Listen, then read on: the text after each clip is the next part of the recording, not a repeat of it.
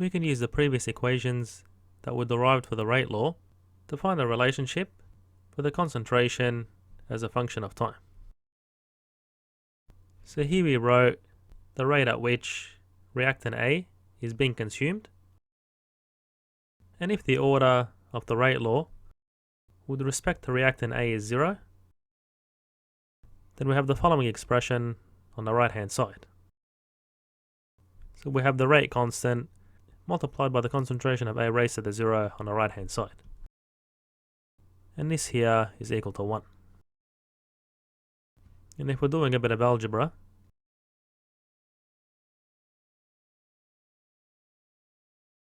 and we can write the change in concentration on the change in time as the concentration at time t minus the initial concentration at time 0 over time t minus time 0, which will take at t equals 0.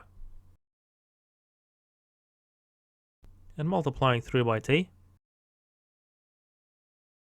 and then adding the initial concentration to both sides.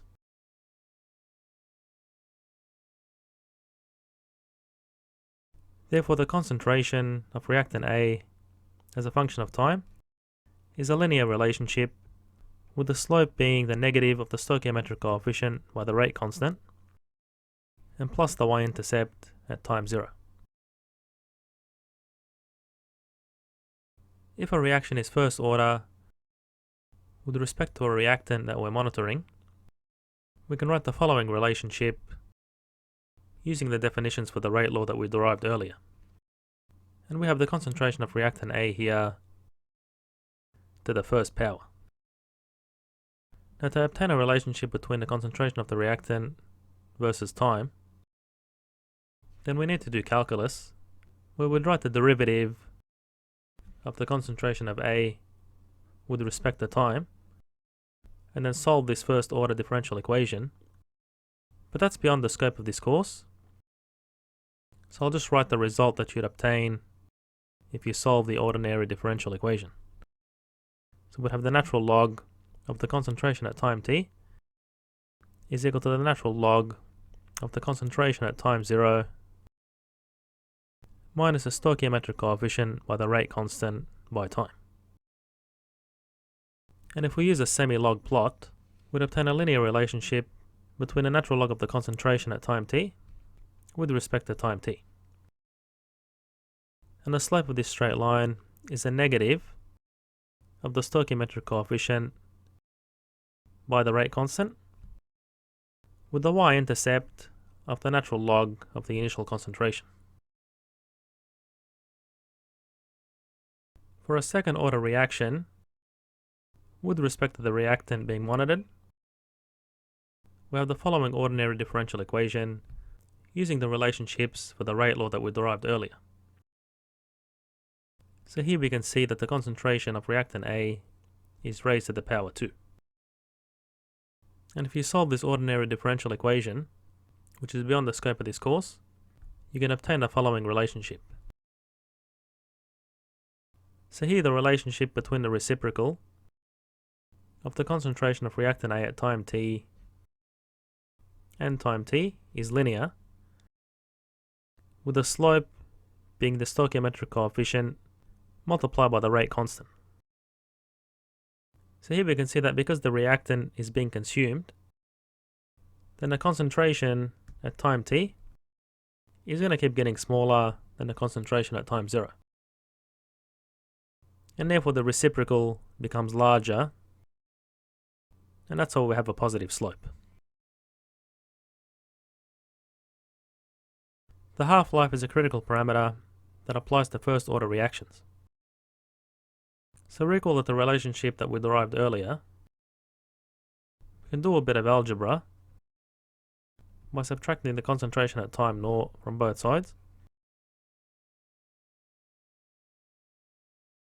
and then applying the log rules.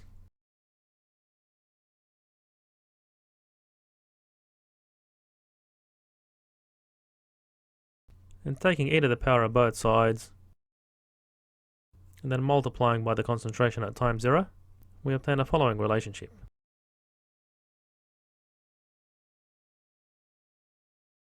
And for the special case where the stoichiometric coefficient is 1, so therefore the concentration of the reactant decays exponentially from an initial concentration at time 0. Now the half-life is the time taken for half a substance to react, so we can set the concentration at time t to be half the initial concentration. Then doing some algebra, you'll obtain the following relationship, where the natural log of 2 is around 0.693. So as we can see, the half-life is constant for a first order reaction because the initial concentration keeps dropping by half. And the half-life only depends on the rate constant. So therefore for a higher rate of reaction, you get a shorter half-life. We can apply the kinetics of first order reactions to radioactive decay. So in this example, a nucleus of radon-222 decays into polonium, and an alpha particle, or a helium, is shed from the nucleus of radon. So this radioactive decay can be modeled using a first order differential equation, which is similar to the differential equation for a first order reaction, where we derive the half-life as the natural log of 2 on the rate constant. Now the solution to this differential equation is as follows, where the current number of nuclei is equal to the initial number of nuclei by e to the power of negative lambda t, where lambda is the rate of decay. And the half-life is equal to the natural log of 2 on the rate of decay. Now if we plot this solution in terms of the percentage of the mass of radon-222 left over after several half-lives, and you can see that 50% decays when a half-life is reached. And one half-life is 3.8 days, which is a known quantity for radon. So after 2 half-lives, 25% of the mass is left over, and that keeps halving, and therefore we can see that the half-life is constant.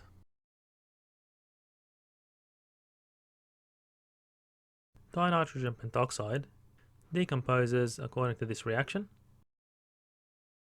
Now use the data below to first determine the order of the reaction. Well, we can see that every 20 minutes, the concentration of the reactant gets halved. So therefore the half-life is constant, and this is true for a first order reaction. Now the average rate at which the reactant is consumed between 20 to 40 minutes can be obtained by taking the change in concentration on a change in time.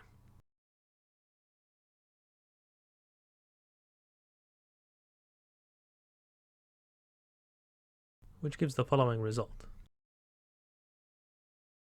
in molar per minute. Now the concentration of the reactant at 80 minutes can be obtained using the half-life. So effectively the concentration just keeps getting halved. So we have 0.0625 on 2, which gives the following result in molar. Now if the instantaneous rate at which the reactant is consumed is given at 30 minutes, what is the rate of appearance of nitrogen dioxide? Well, the rate of the reaction can be written using the stoichiometric coefficients.